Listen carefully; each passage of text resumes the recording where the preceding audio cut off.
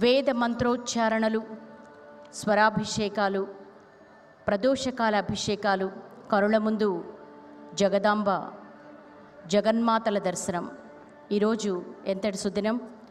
ఇటువంటి ఆహ్లాదకరమైన ఆధ్యాత్మిక క్షణాల్లో కన్నుల పండుగగా జరుగుతున్న ఈ కోటి దీపోత్సవ వైభోగం గురించి, దీప విశిష్టత, అమ్మవార్లి వైభవం గురించి ప్రవచనం అందించాల్సిందిగా ప్రముఖ ఆధ్యాత్మికవేత్త, ప్రవచన చక్రవర్తి, మధుర భారతి, ఆర్ష విద్యాసాగర డాక్టర్ మల్లాప్రగడ శ్రీమన్నారాయణమూర్తి గారిని కోరుతున్నాం. మీ కరతాళ ధ్వనులతో వారిని ఆహ్వానించవలసిందిగా మనవి.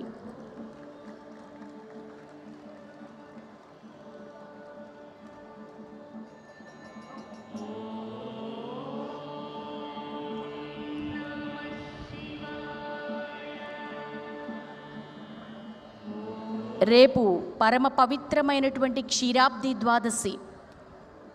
దీన్నే చిలుక ద్వాదశి అని కూడా అంటారు. మీ అందరికీ తెలుసు, శ్రీ మహావిష్ణువు తులసి దామోదరుడై మనందరికీ కూడా సాక్షాత్కరించేటువంటి అద్భుతమైనటువంటి పర్వదినం. క్షీరాబ్ది ద్వాదశిని పురస్కరించుకొని కోటి దీపోత్సవ ప్రాంగణం మరింత శోభాయమానం కాబోతోంది. విశేష రీతిలో వైదిక క్రతువులు మనం నిర్వహించుకోబోతున్నాం. తెలంగాణ రాష్ట్రం జోగులాంబ గద్వాల జిల్లాలోని మల్దకల్ శ్రీ వెంకటేశ్వర స్వామివారు కోటి దీపోత్సవ ప్రాంగణానికి వేయించేస్తున్నారు. కేవలం దర్శన భాగ్యం మాత్రమే కాదు, అద్భుత రీతిలో స్నపన తిరుమంజన సేవ జరుపుకోబోతున్నాం. అలాగే స్నపన తిరుమంజనం అనంతరం స్వామివారికి కోటి తులసి అర్చన జరగబోతోంది. మీరందరూ స్వయంగా నిర్వహించుకునే విధంగా క్షీరాబ్ది ద్వాదశి నాడు కోటి తులసీ దళాలతో విష్ణుమూర్తిని దర్శించుకోవడం అది అనంతకోటి పుణ్యఫలం. ప్రముఖ ఆధ్యాత్మికవేత్త, ఆర్ష విద్యాసాగర డాక్టర్ మల్లాప్రగడ శ్రీమన్నారాయణమూర్తి గారిని ప్రవచనామృతాన్ని అందించవలసిందిగా కోరుతున్నాం. గరళకూట వినీలకంఠాయ శంభవే మదనాంతకాయ ఓం నమః శివాయ. కాద్రవేయాధిపగ్రైవేయ భూషాయ మధుభిత్సఖాయ ఓం నమః శివాయ. కుంభినీధరసుతాకుచకుంభ పరిరంభ మహలోలుపాయ ఓం నమః శివాయ. వేదాది నిశేష విద్యావధూ మౌళి మణికలాపాయ ఓం నమః శివాయ. గంధదంతావళ ఘోర బంధుర అంధకాది గంధదంతావళ జలంధర అంధకాది విబుధ పరిపంథి వాహిని నిబిడ సర్గబంధ ఘోరాంధకార సంభార కిరణశూలినే శాశ్వతాయ ఓం నమః శివాయ. అవనీతలమే కైలాసంగా మారిన భక్తి టీవీ కోటి దీపోత్సవ వేదికపై కొలువు తీరిన పరమశివుని పాదారవిందాలకు సభక్తిక ప్రణామాలు సహస్రాధికంగా మునుముందుగా సమర్పించుకుంటూ, కోటి దీపోత్సవాన్ని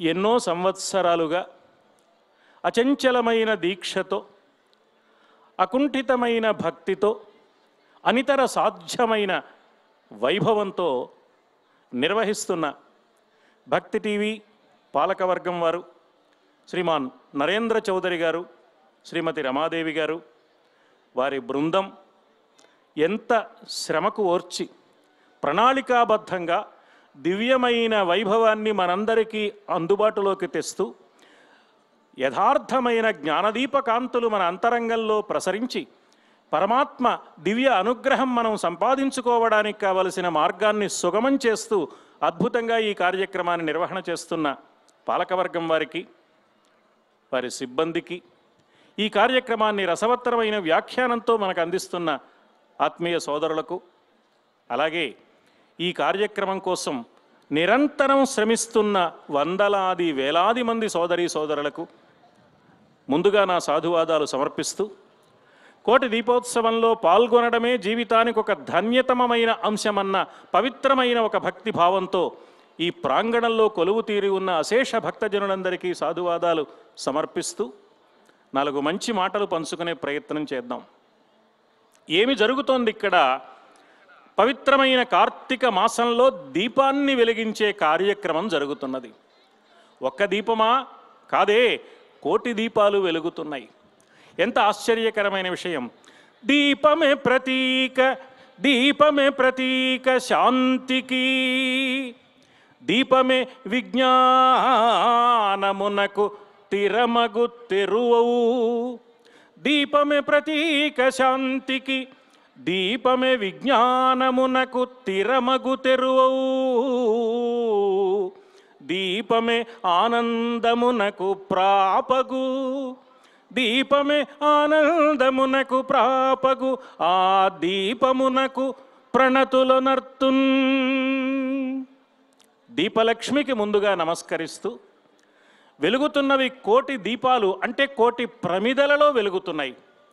ప్రమిదలు కోటి ఉన్నా వెలుగు మాత్రం ఒక్కటే.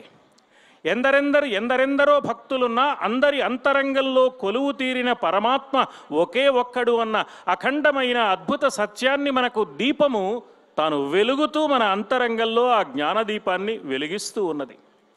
వసుధైక కుటుంబకమని, సమస్త ప్రపంచంలోని మానవులందరూ పార్వతీ పరమేశ్వరుల బిడ్డలేనని, ఆ పార్వతీ పరమేశ్వరులు జగన్మాతా పితరులని, అగ్నికి ప్రాధాన్యం కలిగిన కృత్తిక నక్షత్రం ఏ పూర్ణిమ నాడు వస్తుందో ఆ పూర్ణిమ కలిగిన మాసం కార్తీక మాసం అయిందని, అందువల్ల అగ్ని సంబంధమైన దీప ఆరాధనకు ఈ మాసంలో విశేషమైన ప్రాధాన్యం ఉందని పెద్దలు సూచించిన సంప్రదాయాన్ని దీక్షతో దక్షతతో నిర్వహిస్తున్నారు శ్రీమాన్ నరేంద్ర చౌదరి గారు ఈ వేదిక మీదుగా. ఒకనాడా 2 నాళ్ళ ఇన్నేసి రోజుల పాటు, ఇన్ని సంవత్సరాల పాటు దీన్ని నిర్వహించడంలో ఉన్న దీక్షా దక్షతలు చూస్తే మనకు ఆనందం కలుగుతుంది, ఆశ్చర్యం కలుగుతుంది. వారి అంకిత భావానికి అంజలి ఘటించాలి అనిపిస్తుంది. అంత వైభవంగా ఈ కార్యక్రమం జరుగుతోంది. ఇలా జరుగుతుంటే అగ్నిర్నఃపాతు కుత్తికా అన్న వేద మంత్రానికి వివరణ రూపమైన వ్యాఖ్యానంగా ఈ కార్యక్రమాలు సాగుతున్నాయి. ఎన్ని కార్యక్రమాలు! ఎక్కడెక్కడి దేవతామూర్తులు ఇక్కడికి విచ్చేయడం. ఈవేళ కంచి నుంచి కామాక్షి అమ్మవారు వచ్చిందా? అలాగే శృంగేరి నుంచి శారదాదేవి ఇక్కడ కొలువు తీరిందా? వారిద్దరికీ కోటి పసుపు కొమ్ములతో పూజ సుమంగళీత్వాన్ని సంపాదించుకోవడం కోసం అమ్మవారి నామాల్లో ఒక నామం ఉంది. లలితా సహస్రనామ స్తోత్రంలో సర్వమంగళ అంటే అమ్మవారికి ఎప్పుడూ మాంగళ్యమే, అమాంగళ్యం అన్న ప్రశ్నే లేదు. తన భర్త అతి భయంకరమైన కాలకూటాన్ని ఆరగించబోతున్నాడని తెలిసి కూడా నా మాంగళ్యం చాలా గట్టిది అని భరోసాతో మరేం పర్వాలేదు, ఆ కాలకూటాన్ని ఆరగించండి, ఆలోచిస్తారేమిటి అన్నది అమ్మవారు. మృంగెడివాడు విభుండని, మింగేవాడెవరో దారిన పోయే దానయ్య కాదు, కట్టుకున్న భర్త. మృంగెడివాడు విభుండని మృంగడిదియు గరళమనియు, మింగబోయేది అతి భయంకరమైన కాలకోట విషం. అది బందరు లడ్డు కాదు, వెన్నముద్ద కాదు. మృంగడిదియు గరళమనియు మేలని ప్రజకున్ మృంగుమనే సర్వమంగళ. మింగవయ్యా, ఏమేం పర్వాలేదు అనగలిగింది అమ్మవారు. మేలని ప్రజకున్, ప్రజ అంటే సంతానం. మనమందరం పార్వతీ పరమేశ్వరుల యొక్క సంతతికి చెందిన వాళ్ళం కాబట్టి మనకు మేలు జరగడం కోసం తన భర్తని కాలకూటం ఆరగించమని చెప్పింది అమ్మవారు.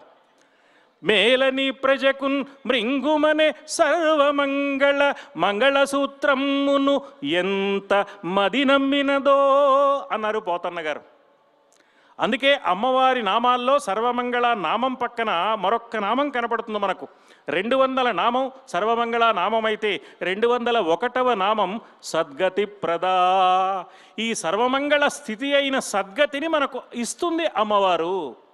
అందుకే మన అమ్మాయికి పెళ్లి చేసేటప్పుడు పెళ్లి కూతురు చేత ముందుగా గౌరీ పూజ చేయిస్తాం. అమ్మా, నీ మాంగళ్యం చాలా గట్టిదమ్మా, అటువంటి గట్టిదైన మాంగళ్య బంధాన్ని ఈ బిడ్డకు అనుగ్రహించు తల్లి అనే అభిప్రాయంతో గౌరీదేవత పూజతో వైవాహిక క్రతువు ప్రారంభం కావడం సనాతనమైన భారతీయ సంస్కృతి వైభవంలో ఒక ముఖ్యమైన అంశం. అటువంటి సర్వమంగళ సద్గతిప్రద అయిన అమ్మ 2 రూపాలలో కంచి కామాక్షిగా, శృంగేరి శారదాదేవిగా ఇక్కడ కొలువు తీరి కోటి పసుపు కొమ్ముల పూజ అందుకుంటోంది అంటే సమస్త లోకానికి కావలసిన కోటి శుభాలు, కోటి వైభవాలు, కోటి మాంగళ్యాలు సంప్రాప్తించడానికి కావలసిన అద్భుతమైన కార్యక్రమం కదా అది. కంచి నుంచి కామాక్షి వస్తున్నది. సర్వసాధారణంగా మనకొక మాట బాగా పరిచయం ఉన్న మాట ఒకటి ఉంది, మొత్తానికి కథ కంచికి చేరింది అని. కానీ ఇప్పుడు కథ కంచికి చేరలేదు, కంచే మన చెంతకు వచ్చింది. కంచి నుంచి కామాక్షీదేవి ఇక్కడికి వచ్చింది. ఎవరు కామాక్షి? అమ్మవారికి ఎన్నో నామాలు ఉన్నాయి. అందులో కామాక్షి నామం కూడా ఒకటి. లలితా సహస్రనామ స్తోత్రంలో నిరంతరం మనం కామాక్షి అనే నామాన్ని ఉచ్చారణ చేస్తూనే ఉంటాం. ఏమిటి కామాక్షి అంటే? కా ఆ మా అక్షి కామాక్షి. కా అంటే బ్రహ్మ, ఆ అంటే విష్ణువు, మా అంటే పరమేశ్వరుడు. మంత్ర సంబంధమైన ఈ 3 అక్షరాలు ఆధారంగా చేసుకుని ఈ ముగ్గురు ఏ అమ్మవారి కనుసన్నలలో తమ దివ్యమైన కార్యక్రమాన్ని నిర్వహించుకోగలుగుతున్నారో, సృష్టి స్థితి లయాలను సాగించగలుగుతున్నారో అటువంటి తల్లి కామాక్షి. కకార అకార మకారాలు త్రిమూర్తులకు ప్రతీకలైతే వారిని తన కంటి కదలికలతో అదుపు చేయగలిగిన తల్లి ఆమె. అంతేకాదు కామాక్షిదేవికి మరొక ప్రత్యేకత ఉంది. కామం అంటే కోరిక. మనకు ఎన్ని కోరికలు లేవండి, చూసిందల్లా కావాలని అనిపిస్తుంది మనకు. ఈ కోరికలన్నీ కామాక్షిదేవిని ఆరాధించినంత మాత్రంతో నెరవేరతాయి. అంతేకాదు ఏది కోరుకోవాలో, ఏది మనకు మంచిది కాదో ఆ సంస్కార బలాన్ని కూడా అమ్మ ప్రసాదించి కోరికలు తీరుస్తున్నట్టే కనపడుతూ కోరికలు లేని దివ్య స్థితికి మనం ఎదగడానికి కూడా ఆ తల్లి దోహదం చేస్తుంది. పార్వతీ పరమేశ్వరుల యొక్క దివ్యమైన లక్షణం అది. దూర్జటి మహాకవి అంటాడు, కాళహస్తీశ్వర మహాత్మ్య ప్రబంధంలో ఒక సన్నివేశంలో ఒక భక్తుడి నోట పలికిస్తాడు. పరమేశ్వరుడు సాక్షాత్కరించాడు. నీకేం వరం కావాలో కోరుకోండి అన్నాడు. అప్పుడు ఆ భక్తులు కోరుకున్న కోరిక దూర్జటి గారి మాటల్లో, మీ పూర్ణం బగు దివ్య తేజము, మీ పూర్ణం బగు దివ్య తేజము, జగన్మిథ్యాత్మకత్వ ప్రతిష్ఠా పారీణత చూపి మమ్ము పొదవన్, చాంచల్య దూరంబులై చూపున్ చిత్తము మిన్నకున్నయవి.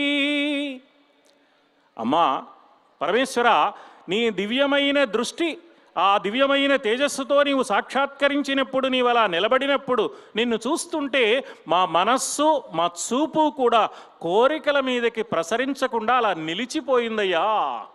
చూపుం చిత్తము మిన్నకున్నయవి, ఇంతకంటే వరమేది? ఇంతకంటే ఇంకేం కావాలి? దీనివల్ల ఈ దివ్యమైన అనుగ్రహం మా మీద నువ్వు ప్రసరింపచేసిన కారణం చేత మాకు కోరికలు అనే ఆకలి లేకుండా పోయింది, ఆ చీకటి లేకుండా పోయింది. ఆ జ్ఞానం అనే చీకటిని తొలగించి జ్ఞానదీపాన్ని వెలిగించే దివ్య తేజస్సు నువ్వు కదా స్వామి. నీలో అర్ధభాగమైన అమ్మవారు కూడా అంతే. అందుకని కామాక్షీదేవిని ఆరాధించడం అంటే త్రిమూర్తులందరినీ ఆరాధించడమే. త్రయాణం దేవానాం త్రిగుణజనితానాం తవ శివే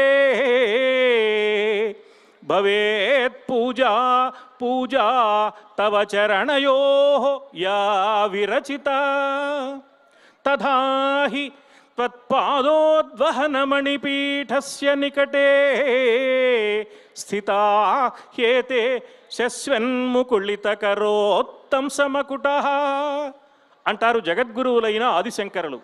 అమ్మా, నీ పాదపద్మాలకు పుష్పాలు సమర్పిస్తున్నాం భక్తితో. ఆ పుష్పాలు త్రిమూర్తుల శిరస్సుల మీద సమర్పించినట్లే. ఎందుకో తెలుసా? ఆ త్రిమూర్తులు ముగ్గురు దోసిళ్ళు పట్టి నీ పాదపద్మాల చెంత నిలిచి నీకు సాష్టాంగ నమస్కారాలు చేస్తున్నారు కదమ్మా. అంటే త్రిమూర్తులకు కూడా ఆజ్ఞలు జారీ చేసి సృష్టి స్థితి లయాలను నిర్వహిస్తున్న దివ్య స్వరూపిణి అమ్మవారు. ఆమెయే శృంగేరిలో శారదాదేవిగా ప్రతిష్ఠిత అయింది. జగద్గురువులైన ఆదిశంకరులు ప్రతిష్ఠించిన దివ్యమూర్తి శారదాదేవి. ఆ శారదాదేవి ఎటువంటిది అంటే, శారదారాధ్య. లలితా సహస్రనామ స్తోత్రంలో ఒక నామం. శారద చేత ఆరాధింపబడే తల్లి. శారదలు అంటే ఎవరు? వాక్కునకు సంబంధించిన వారు. వసిని, కౌళిని, మోదిని ఇలాంటి పేర్లు కలిగిన వసిన్యాది వాగ్దేవతలున్నారు. లలితా సహస్రనామ స్తోత్రాన్ని ప్రపంచానికి అనుగ్రహించిన వారు సామాన్యులు కాదు వాళ్ళు. శారదారాధ్య అంటే వసిన్యాది వాగ్దేవతలు ఏ మాతృమూర్తిని ఆరాధిస్తున్నారో, ఏ లలితాదేవిని సంసేవనం చేస్తున్నారో ఆ దేవి యొక్క స్వరూపం శారదారాధ్య. అలాంటిది శారదాదేవి. ఆద్యాం విద్యాం చ ధీమహి బుద్ధిం యానః ప్రచోదయాత్. దేవీ భాగవతంలో సమస్త ప్రాణుల యొక్క బుద్ధిని చైతన్యం కలిగించి మంచి మార్గంలోకి తీర్చిదిద్దే తల్లి ఆమెయే శారదాదేవి. విద్యను ప్రసాదించిన, సద్బుద్ధిని ప్రసాదించిన, కర్తవ్య వైభవ దీక్షను అనుగ్రహించిన అమ్మవారి అనుగ్రహం తప్ప మరొక్కటి కానే కాదు. కాబట్టి సృష్టిలోని సకల జీవరాశులకు ఈ విధమైన దివ్య వైభవాన్ని కలిగించడం కోసమే ఆ తల్లి అవతరించింది. అందువల్ల అటువంటి తల్లిని తప్పకుండా ఆరాధించాలి అన్నారు. ఆరాధ్యా పరమాశక్తి సర్వైరపి సురాసురైః ధిక్ ధిక్ ధిక్ చ తజ్జన్మ యో న పూజయతే శివాం. నీలకంఠ దీక్షితుడు నిష్కర్షగా నిర్ణయం చేసి చెప్పాడు. దేవీ భాగవత పురాణానికి టీక రాస్తూ ఉపక్రమణిక అందిస్తూ నీలకంఠ దీక్షితుడు అన్న మాట ఇది. అమ్మను దేవతలే కాదు రాక్షసులు కూడా ఆరాధిస్తున్నారు. అందరికీ ఆరాధ్యమూర్తి అమ్మ. అటువంటి అమ్మను సేవించుకోవడం కన్నా కావలసింది మరి ఏమున్నది కనుక ఆ అమ్మ ఈనాడు అలంపురం జోగులాంబ రూపంలో వచ్చింది. యోగిని, యోగద, యోగ్య. జోగుల అంబ అంటే యోగులకు తల్లి. ఆ స్వామి సృష్టికర్త అయిన బ్రహ్మదేవుడి చేత ప్రతిష్ఠింపబడిన బాల బ్రహ్మేశ్వరుడయ్యాడు. బాల అంటే జ్ఞానం, జ్ఞానస్వరూపుడైన ఈశ్వరుడు. యోగం ద్వారా పొందే జ్ఞానమునకు సంకేతం ఈవేళ జరుగుతున్న అలంపురం జోగులాంబ బాలబ్రహ్మేశ్వర స్వామి వార్ల కళ్యాణ మహోత్సవం. అలాంటి తల్లిని ఆరాధించడం మన జీవన లక్ష్యమని భావిస్తూ ఆ పార్వతీ పరమేశ్వరుల పాదార విందాలకు భక్తిపూర్వకంగా ప్రణమిల్లుతూ నమః శివాభ్యాం నవయౌవనాభ్యాం పరస్పరాశ్లిష్ట వపుర్ధరాభ్యాం నగేంద్రకన్యా వృషకేతనాభ్యాం నమో నమః శంకర పార్వతీభ్యాం. స్వస్తి సర్వేషాం సమస్త సన్మంగళ. కోటి దీపోత్సవ వైభోగాన్ని అద్భుతంగా ప్రవచనామృతం ద్వారా అందించినటువంటి ప్రముఖ ఆధ్యాత్మికవేత్త డాక్టర్ మల్లాప్రగడ శ్రీమన్నారాయణమూర్తి గారికి కోటి దీపోత్సవ వేదిక ద్వారా ధన్యవాదాలు తెలియజేస్తున్నాం.